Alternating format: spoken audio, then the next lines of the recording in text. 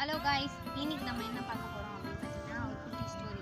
என்ன ஸ்டோரி அப்படின்னு பார்த்தீங்கன்னா, ஏசப்பா இருந்த காலத்தில் ஒருத்தவங்க 4 ஃப்ரெண்ட்ஸ் இருந்தாங்க. அவங்களுக்கு ஒரு உடம்பு சரியில்லாத ஃப்ரெண்ட் இருந்தாங்க. அப்போது இவங்க எல்லாரும் ஒன்றா தானே இருப்பாங்க. ஃப்ரெண்ட்ஸ்னால் எப்படி நம்ம எல்லாம் ஜாலியாக ஒன்றா விளையாடி எல்லாம் பண்ணிக்கோங்க. அப்போ அவங்களோட ஃப்ரெண்டு எப்படி சொல்கிறது, அவங்களுக்கு திமிர்வாதம் அந்த மாதிரி ஒரு வியாதி இருந்துச்சான். அதனால் அவங்களுக்கு ஏஞ்சிருக்கவே முடியாது. அவங்க எப்படின்னா படுத்த படுக்கையாக இருப்பாங்க, அவங்களால பேசக்கூட முடியாது. அந்த மாதிரி இருந்தாங்க.